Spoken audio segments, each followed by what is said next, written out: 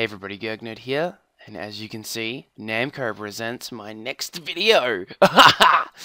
It's here. I finally got it, after many days of struggling.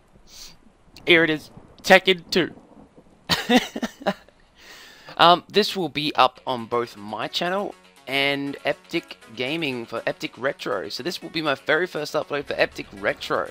So if you're watching this on my channel, go check out EpTic Gaming, give them a sub, they're almost at 1,000 of this video. And if you're on EpTic watching this, come check out my channel, Tekken on Tuesdays. So let's get down to the business of the information of this game. Tekken 2 is the second game in the Tekken series. All of the characters from Tekken returned with the exception of Jack, who was replaced by Jacked 2, and so on and so forth throughout all the games pretty much. 8 new characters were added to the character roster, including Jack 2, and this game features 25 playable characters. It was released in arcades in 1995 and was released for the PlayStation 1 or PlayStation X, whatever you want to call it, in 1996 worldwide. Alright, so now about the story. A worldwide martial arts tournament was nearing its finale. A large purse of prize money, which was to be awarded to the fighter who could defeat Heihachi Mishima in the final round, provided incentive for warriors from all around the globe. Financed and sponsored by the giant financial corps, the Mishima Zaibutsu, the first Tekken tournament, began with 8 fighters, all of whom had emerged victorious in death matches held all over the world. All motivated by different motives, all possessing the skill and power to crumble mountains.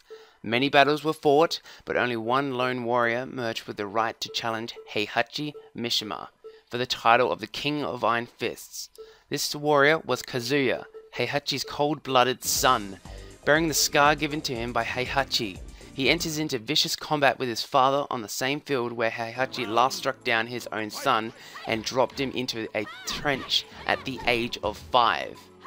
After a grueling battle which raged on for hours, Kazuya emerged victorious by utilizing the skills which had been passed down from generation to generation of the Mishima clan. As Heihachi's broken body lay on the ground, Kazuya dropped to his knees and slowly lifted his father into his arms, walked slowly to the edge of the same cliff where his father had left him to die, stared out over the landscape of all that was now his, and let go his father's body. As Heihachi's body plummeted, Kazuya's smile gleamed in the sunlight. 1 year had passed. The Mishima Zaibutsu under Kazuya's leadership had become even more powerful, with its tendrils reaching to all corners of the world. Soon after his father's apparent death, Kazuya disappeared into the shadows. However, rumors of his immense power and a dark side slowly began to spread throughout the world.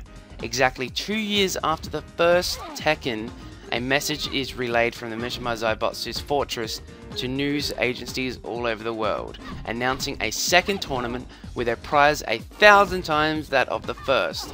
So begins the tournament, as in of Tekken 2. Now I know I just lost with her in the background, but we're going to talk a bit about Jun Kazama. She was introduced in Tekken 2, so this one. She portrayed as a mysterious and fearless woman, a fighter for peace. With her insight, she was able to come to the unique realization that Kazuya's power stemmed from Devil. Living in the fear of Jin's dark heritage, she traveled to the mountains of Japan and raised her son with a strong moral standard, so Jin. The strength of her spirit, even after she is declared missing, is still evident for she shows herself in a vision to Jin in Tekken 4, to dissuade him from killing his grandfather. She was obviously a strong fighter, being able to beat Devil and save her unborn son. She is the mother of Jin Kazama. It was confirmed in Tekken 6 storyline that she was attacked by Ogre before Tekken 3 and has been missing ever since. It has been confirmed that Jin thinks she is dead. Ogre has some of her moves, like her windmill kick move. Jin, seeking to avenge his mother, kills True Ogre in the King of Iron Fist Tournament 3. So that's a bit of backstory behind Jun. Let's talk about Michelle now. In the background, just about to take on Jack 2, kick his butt, hopefully, I'm not saying nothing. So Michelle Chang was introduced in Tekken, so the first one, and she has returned for Tekken 2 and the non-canonical Tekken Tag Tournament and Tekken Tag Tournament 2. Michelle's adopted daughter, Julia Chang, who pretty much takes her place in Tekken 3 and all the subsequent games, although both of them are present in Tekken Tag Tournament 2. Determined and strong-minded, Michelle Chang houses a deep love for her family and a vengeful nature towards those who threaten them. She pursues her goal with dedication. She also possesses a love for her environment, which is assumed is passed on to her daughter, Julia. Sometime before the events of Tekken 3, Michelle adopted Julia Chang while Julia was a baby. Michelle was also kidnapped by Heihachi, the guy I'm versing now, for her pendant, which is why Julia entered the tournament. Heihachi planned to use her pendant to awaken Goga in the Aztec temple, in which he was successful in doing. Even after Tekken 3, Michelle's whereabouts are still unknown. Michelle Chang is not a playable character in Tekken 3, but does appear in Julia Chang's Tekken 3 ending, proving that she is still alive at that time. Alright, next character, Law. Now, Tekken 2 wasn't my first Tekken game. I actually played Tekken 3, which is why when I played any other ones, I found that Law looked different. There are 3 Laws in the Tekken series. We got Forest Law, the son of Marshall, Marshall Law, the father of Forest, obviously, and then we have Mrs. Law, which appears in Law's Tekken 1 ending. Now, so we're going to be talking about Marshall Law, who's in the background right now versing Lei. Marshall Law was introduced in the original Tekken, and he returned for all games except Tekken 3, which is Forest Law, and the non-canonical Tekken Tag Tournament, where he was both replaced by his son, Forest Law, using the same fighting style. He is known as the Fighting Chef. His fighting style is credited as martial arts due to a translation error that was never corrected. It was reportedly supposed to be a pun on martial arts, as in martial, and martial as in the name, martial as in... Anyway, which is pronounced the same way. In actuality, his fighting style is Jeet Kune Do, a style created by Bruce Lee, the martial artist whom Marshall Law is based on. Now, let's fucking talk about that bitch right there, Nina. Alright, so Nina is a cold-blooded assassin that made her first appearance in the original Tekken and has appeared in every Tekken since. Every one of them. Nina has a lethal fighting style consisting of throws, grapples, and holds, etc. She has a rivalry with her younger sister, Anna Williams.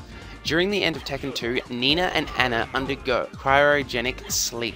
They are experimented upon for 15 years. This is the reason why they both remain so young for many years of the tournaments. During those years of cryogenic sleep, she was impregnated without her consent and subsequently gave birth to Steve Fox, who first appears in Tekken 4 and onward. Oh my god! Nina persona seems to be cold and indifferent. In fact, she has been drugged by an underground force when she was young in order to create the perfect assassin. Regarding the chronological of death by degrees, her bitterness towards men could be a result of her defiliation after Tekken 2. The only man she ever trusted was her father, who had died shortly before Tekken 2. Ironically, after her father's death, Nina was controlled by Ogre. Thus, she was unable to feel any emotion. Nina's signature color is purple, as she has at least one purple outfit per game. Her trademark costume is the catsuit, as she has worn many different designs of catsuit in both Tekken and Death by Degrees, which are made of materials resembling spandex, PVC, and leather. She wears her hair tied into a ponytail or a braid, her skin is ivory colored, and she has an hourglass shape. Moving on from Nina to now King. This King, there's more than one King if you didn't know. There's actually 3 to 4. There's Armor King and Armor King's twin brother. Then we have this King, and then we have the King after that, because this King dies. So this King first appeared in Tekken and returned for Tekken 2. King is a masked wrestler who fights to help fund and support his orphanage. Armor King is King's friend and rival, and he serves as King's sub-boss in both Tekken and Tekken 2. After the second tournament, King was attacked and killed by Ogre. In Tekken 3, a second King took his place and is still present. So in this game, the storyline is King helps orphans by managing an orphanage with money he earns from pro wrestling. Unfortunately, the orphanage is running out of money and King has turned to heavy drinking. he decides to participate in the tournament to regain the children's heart and to pull his life together. Fuck yes, good job King, even though you die, but oh well, you'll sort it out. Alright, so next we have Jack 2. Alright, so Jack 2 is an upgrade of Jack, who appeared in Tekken 1. Jack 2 made an appearance only in Tekken 2. He is also in Tekken Tag Tournament, but this game is non-canonical. Jack 2, like Jack, is rivals with Prototype Jack. He is destroyed by Dr. Abel, which is shown in Jack 2's Tekken 2 ending. Jack 2 is then replaced by Gun Jack in Tekken 3. An android working for the military, Jack 2 is an improvement over the old Jack from the previous tournament.